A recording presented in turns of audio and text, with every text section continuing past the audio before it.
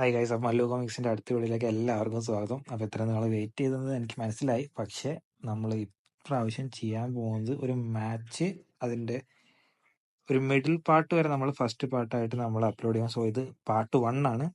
And ഇതിന് ശേഷം നമ്മൾ ഇതിൻ്റെ ബാക്കിയായിട്ട് അപ്ലോഡ് ചെയ്യും. കുറച്ച് ലോങ് വീഡിയോ ആയിരിക്കും, കാരണം അത്രയും എക്സ്പ്ലെയിൻ ചെയ്യാനുണ്ട് മാച്ചിനെ പറ്റിയിട്ട്. ആൻഡ് ഈ മാച്ചിലാണ് നിയോൽ നോവ ആദ്യമായിട്ട് ഒരാൾ അവൻ്റെ ഒപ്പോണൻ്റ് ആയിട്ട് കൺസിഡർ ചെയ്യണത്, അതായത് ജൂലിയൻ ലോക്കി, നമ്മുടെ ഇംബാപ്പന്റെ സ്പിൻ ഓഫ്. ആൻഡ് ഇതിലാണ് കൈസറും ഇസാഗിയും എത്രത്തോളം, അതായത് അവര് എത്രത്തോളം ഒരേപോലെയാണെന്ന് നമുക്ക് കാണിച്ചു തരുന്നതും ഈ മാച്ചിലാണ്. പിന്നെ അടുത്ത കാര്യം, ഈ മാച്ചിലാണ് ഇസാഗി കരയുന്നത്. അതായത് സീസൺ 1 എങ്ങനെയാണോ ഇസാഗി കരഞ്ഞിരുന്നത്, അതുപോലെ ഇസാഗി കരയുന്നത് നിങ്ങൾക്ക് കാണിച്ചു തരുന്നത്. Sorry, if you are interested, keep watching.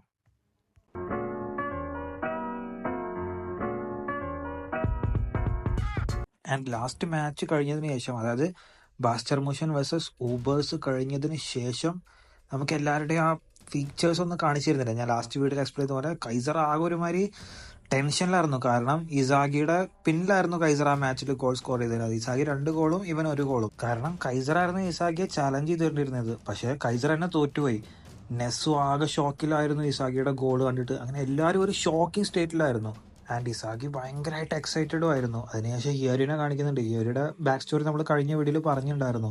പക്ഷെ ഇയോരിക്ക് ഇപ്പോൾ ഒരു കാര്യം മനസ്സിലായി. അതായത് ഫുട്ബോളിനെ എൻജോയ് ചെയ്യണമെന്നുണ്ടെങ്കിൽ ഇയോരി സ്വന്തമായിട്ട് ഗോൾ അടിച്ചാൽ മതി. അപ്പോൾ ഇയോരിക്ക് എന്തായാലും ഫുട്ബോളിനെ എൻജോയ് ചെയ്യാൻ പറ്റുന്നുള്ളൊരു കാര്യം ഇയോരി മനസ്സിലാക്കി.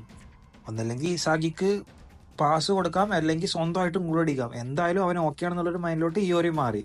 ആൻഡ് ഇത് അവൻ്റെ പ്രഷറും കുറയ്ക്കും. കാരണം പേരൻസ് ഓൾറെഡി അവൻ്റെ മുകളിൽ പ്രഷറല്ല. അപ്പോൾ അവന് സ്വന്തമായിട്ട് ഗോൾ അടിക്കുകയാണെന്നുണ്ടെങ്കിൽ പ്രഷറും കുറയും. പിന്നെ ഇസാഗിയെ ഡിപ്പെൻഡ് ചെയ്തിട്ട് കഴിയാന്നുള്ളൊരു ഇതും വേണ്ട. ഈ ഐഡിയ ഇസാഗിക്കും ഭയങ്കരമായിട്ട് ഇഷ്ടപ്പെടുന്നുണ്ട്. ആൻഡ് ഹിയോരിയുടെ ഈ ടോക്കിനൊക്കെ ശേഷം നമുക്ക് അടുത്ത റാങ്കിങ് കാണിക്കുന്നുണ്ട്. അതായത് ഇപ്പോൾ എങ്ങനെയാണ് ബ്ലൂ ലോക്കും അതുപോലെ മറ്റുള്ള പ്ലേയേഴ്സിൻ്റെ റാങ്കിങ് എങ്ങനെയാണെന്ന് നമുക്ക് കാണിച്ചു തരുന്നുണ്ട്. അതായത് ഇസാഗിയുടെ റാങ്കിങ് ആണ് number 2, blue lock ranking number 2 150 million. റിന്നാണ് നമ്പർ 1 180 മില്യൺ. ആൻഡ് അതിനുശേഷം കൈസറിൻ്റെ ഇത് കാണിക്കുന്നുണ്ട്. Kaiser 320 million. ആൻഡ് കൈസറിന് റിയൽ മാഡ്രിഡിൽ നിന്ന് ഓഫറും വന്നിട്ടുണ്ടാകും. ശരിക്കുള്ള റിയൽ മാഡ്രിഡ് അല്ല, ഒരു സ്പിൻ ഓഫ് പോലെ. ഓക്കെ. ആൻഡ് ഇതായിരുന്നു കൈസറിന്റെ ഡ്രീം. അതായത് ഏറ്റവും കൂടുതൽ പൈസ മേടിച്ചിട്ട് ഒരു ടോപ്പ് ക്ലബിൽ കളിക്കണം എന്നായിരുന്നു കൈസറിന്റെ ഗോൾ തന്നെ. പക്ഷെ ഒരു കാര്യം എല്ലാം മറിച്ചിട്ടു. അതായിരുന്നു ഇസാഗി അവനെ തോൽപ്പിച്ചത്. കൈസർ ഒട്ടും ഹാപ്പി അല്ല. കൈസർ ആകെ ഫ്രസ്ട്രേറ്റഡ് ആയിട്ട്, ഇത്രയും നല്ലൊരു ടീമിൽ നിന്ന് അവൻ ഓഫർ വന്നു. ആൻഡ് ഇത്രയും കാലത്ത് അവൻ്റെ ഡ്രീം എല്ലാം, അതായത് ഫുൾഫിൽ ചെയ്യാൻ പോകുന്നു. പക്ഷേ ഈ ഇസാഗിയുടെ തോറ്റെന്നുള്ള കാര്യം ഈഗോ ഹേർട്ടായത് കൊണ്ട് മാത്രം അവന് ഒന്നും ചെയ്യാൻ പറ്റാണ്ട് ഫ്രസ്ട്രേറ്റഡ് ആയിട്ടിരിക്കുകയാണ്. അതിനുശേഷം കൈസർ മരണമായിട്ട് പ്രാക്ടീസ് ചെയ്യുന്ന നമുക്ക് കാണിക്കുന്നുണ്ട്. ബാക്കി പ്ലേയേഴ്സും പ്രാക്ടീസ് ചെയ്യുന്ന കാണിക്കുന്നുണ്ട്. കൈസർ ഭയങ്കരമായിട്ട് പ്രാക്ടീസ് ചെയ്യുന്ന നമുക്ക് എടുത്ത് കാണിക്കുന്നുണ്ട്. ആൻഡ് ഇതിന് ശേഷം നമുക്ക് ജൂലിയൻ ലോക്കി അവരുടെ ടീമിൻ്റെ പ്ലാനിങ്സ് പറയുന്നത് കാണിക്കുന്നുണ്ട്. ഓരോരോ പ്ലേയേഴ്സിനും അഡ്വൈസ് കൊടുക്കുന്നതും കാണിക്കുന്നുണ്ട്. ആൻഡ് അവർ നമ്മുടെ, അതായത് ഇസാഗിയുടെ ടീമായിട്ടുള്ള ഓരോ താരതമ്യങ്ങൾ ചെയ്ത് കാണിക്കുന്നുണ്ട്. കൈസറും ഇസാഗിയും തമ്മിൽ എങ്ങനെയാണ് ക്ലാഷ് ആവുന്നത്, അതെല്ലാം മറ്റ് പ്ലേയേഴ്സിനോട് ലോക്കി പറഞ്ഞു കൊടുത്ത് കാണിക്കുന്നുണ്ട്. അതും അല്ലാണ്ട് പിന്നെ ഈ ജൂലിയൻ ലോക്കി ഒരു പുതിയ ഫോർമേഷനും കൂടി ഫോം ചെയ്യുന്നുണ്ട്. അതായത് ഇപ്പോൾ 15 മിനിറ്റ് ഷിഡോ കളിക്കും, 15 മിനിറ്റ് റിന്ന് കളിക്കും. അങ്ങനെയായിരുന്നു ഇത്ര നാളെ അവർ കളിച്ചോണ്ടിരുന്നത്. ഇനി ഈ വരാൻ പോകുന്ന കളിയിൽ അവർ രണ്ടുപേരെയും ഒരു ടൈമിൽ കളിപ്പിക്കാൻ പോവാണ് ലോക്കി. ആൻഡ് ലോക്കിയുടെ ഈ പ്ലാന് ഭയങ്കരമായിട്ട് ട്വിസ്റ്റ് ചെയ്യാൻ പോകുന്നത് ബാക്കി പ്ലേയേഴ്സിനാണ്, ഞാൻ പറഞ്ഞുതരാം.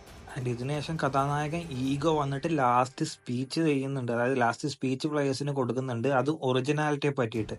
നിങ്ങൾക്ക് ഞാൻ ഇവിടെ വന്നപ്പോൾ ഞാൻ നിങ്ങൾക്ക് പറഞ്ഞു തന്ന കാര്യമാണ് ഇപ്പോഴും എനിക്ക് പറയാനുള്ളത്. നിങ്ങൾ എത്രത്തോളം നിങ്ങൾ ഒറിജിനൽ ആയിട്ടിരിക്കുന്നോ അത്രത്തോളം നിങ്ങൾക്ക് ഇതിൽ ഇമ്പ്രൂവ് ചെയ്യാനും ഒറ്റയ്ക്ക് സ്കോർ ചെയ്യാനും പറ്റും. ആൻഡ് ഏത് ടീമിലെ പ്ലേയേഴ്സാണോ കൂടുതൽ ഒറിജിനൽ ആയിട്ടിരിക്കുന്നത് ആ ടീമായിരിക്കും ജയിക്കുമെന്ന് ഇപ്പം തന്നെ അതായത് ഇസാഗി ഇപ്പം തന്നെ പ്രെഡിക്റ്റ് ചെയ്യുന്നുണ്ട്.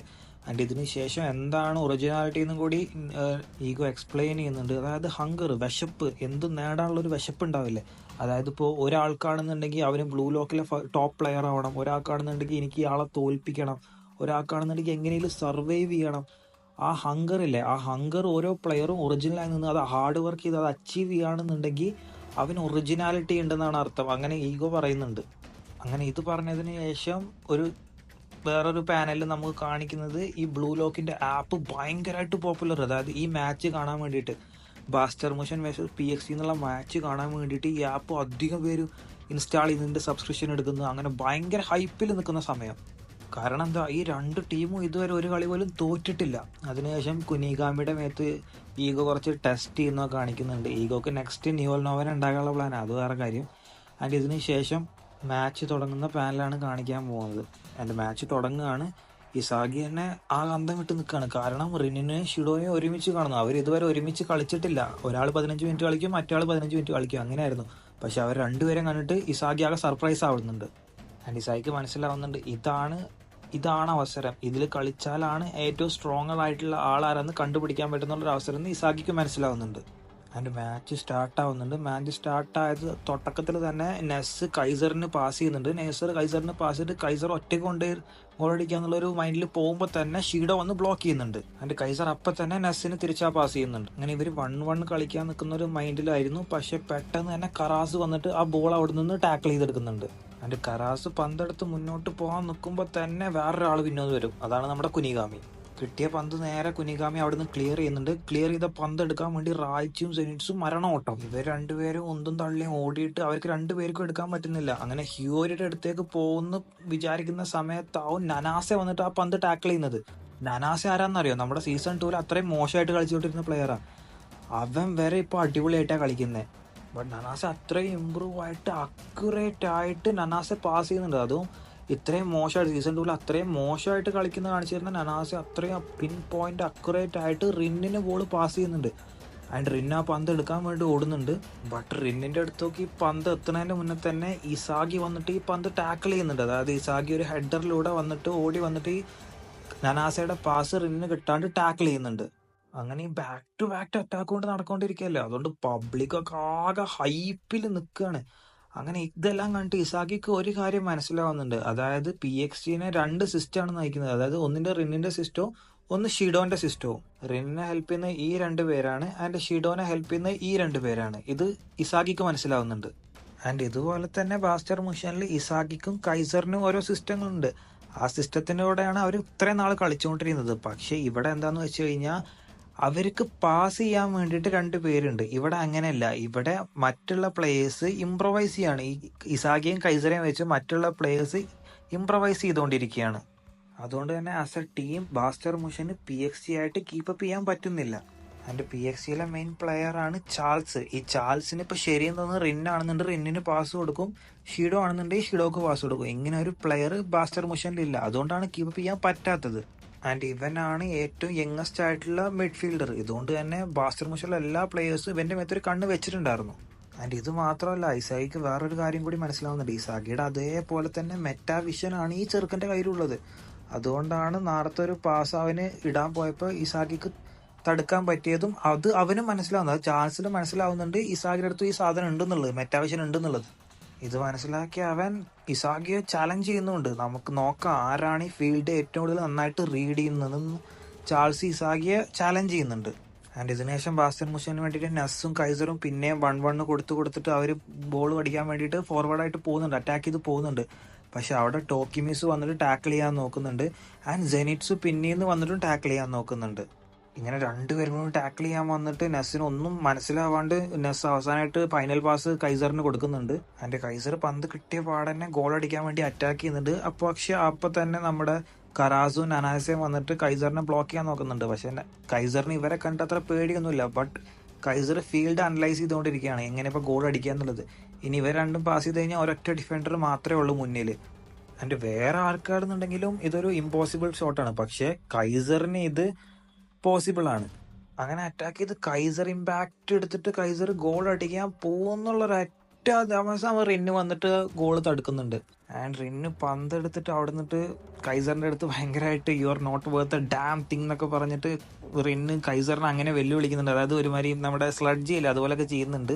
കാരണം റിന്നിനെ അറിയാം, അതായത് കൈസറിൻ്റെ അടുത്ത് കൈസർ ഇമ്പാക്റ്റ് അല്ലാണ്ട് വേറെ ഒന്നുമില്ല എന്ന് റിന്നിനെ അറിയാം. ആൻഡ് റിന്ന് അതിനുശേഷം PXGയുടെ കൗണ്ടർ തുടങ്ങുന്നുണ്ട്. ആൻഡ് റിന്ന് ഒറ്റയ്ക്ക് ആർക്കും പാസും കൊടുക്കാണ്ട് ഒന്നും നോക്കാണ്ട് ആരെയും നോക്കാണ്ട് ഒറ്റയ്ക്ക് ഓടുന്നു, അറ്റാക്ക് ചെയ്ത് ഓടുന്നു. ഇതുകൊണ്ടാണ് റിന്ന് ബ്ലൂ ലോക്ക് നമ്പർ 1 ആയിട്ടുള്ളത്. ആൻഡ് നെസ്സിന് അത് ഇപ്പം മനസ്സിലായി. നെസ് ഇത്രയും നാൾ ഇസാഗി ആയിരുന്നു ബ്ലൂ ലോക്കിലെ നമ്പർ 1 പ്ലെയർ എന്ന് ആലോചിച്ചാൽ നെസ്സിന് ഇപ്പം മനസ്സിലായി എന്തുകൊണ്ടാണ് റിന്ന് ബ്ലൂ ലോക്കിലെ നമ്പർ 1 പ്ലെയർ എന്ന്. ആൻഡ് റിന്ന് ഓടിക്കൊണ്ടിരിക്കുമ്പോൾ തന്നെ നനാസെ വന്നിട്ട് റിന്നിൻ്റെ അടുത്ത് പാസ് ചോദിക്കുന്നുണ്ട്. ഇപ്പൊ നിങ്ങൾ ആലോചിക്കും റിൻ അങ്ങനെ ആരെയും, അതായത് ലോ ലെവലുള്ള പ്ലേയേഴ്സിനെ ഒന്നും അടുപ്പിക്കാറില്ലല്ലോ, പിന്നെ എങ്ങനെയാ ഇവനെ അടുപ്പിച്ചെന്നൊക്കെ നിങ്ങൾ ആലോചിക്കുന്നുണ്ടാവും. ഇവിടെ ആക്ച്വലി എന്താ ഉണ്ടായെന്ന് വെച്ച് കഴിഞ്ഞാൽ നനാസെ കരഞ്ഞ് കാല് പിടിച്ചിട്ടാണ് റിന്നിന്റെ കൂടെ കളിക്കാൻ. അതായത് ആദ്യമൊന്നും റിന്നെ സമ്മതിച്ചിട്ടുണ്ടാവില്ല, പക്ഷെ ഇവന്റെ ഈ ഒരു അപ്പോളജി, അതായത് അവന്റെ ഒരു മെന്റാലിറ്റി ഉണ്ട് റിന്നെ അവസാനം അവനെ കൂടെ കളിപ്പിച്ചാണ്. ആൻഡ് റിന്നെ അവനെ സ്വന്തമായിട്ട് ട്രെയിൻ ചെയ്ത് എടുത്തതാണ്. ആൻഡ് നനാസയുടെ കൂടെ ട്രെയിൻ ചെയ്യുമ്പോഴാണ് റിന്നിനും ആ കാര്യം മനസ്സിലാവുന്നത്. അത് നനാസ ഒരു നാച്ചുറൽ ഗിഫ്റ്റഡ് ആയിട്ടുള്ള പ്ലെയർ ആണ്. അപ്പൊ പറയാന്നുണ്ടെങ്കിൽ നമ്മുടെ നിയോൽ നോവയല്ലേ, നിയോൽ നോവ ഒരു നാച്ചുറൽ ഗിഫ്റ്റഡ് ആയിട്ടുള്ള പ്ലെയർ അതുപോലെ. ആൻഡ് അവന്റെ അടുത്തൊരു ഗിഫ്റ്റ് ഉണ്ട്, അതായത് ബീങ് ആംബി ഡെക്സ്റ്റർ എന്ന് പറഞ്ഞിട്ട് അതിൻ്റെ അടുത്തൊരു ഗിഫ്റ്റ് കൂടെ ഉണ്ട്. അതായത് നിയോൽ നോവാന്റെ ബോഡി ഗിഫ്റ്റഡ്, അതുപോലെ തന്നെ ഇവന്റെ ഒരു ആംബി ഡെക്സ്റ്റേഴ്സ് എന്ന് പറഞ്ഞുള്ള ഒരു കഴിവനും ഗിഫ്റ്റഡ് ഉണ്ട്. ഇത് അവനും മനസ്സിലായതിനു ശേഷം അതായത് ചെറുക്കൻ സീൻ കളിയാണ് കളിച്ചുകൊണ്ടിരിക്കുന്നത്.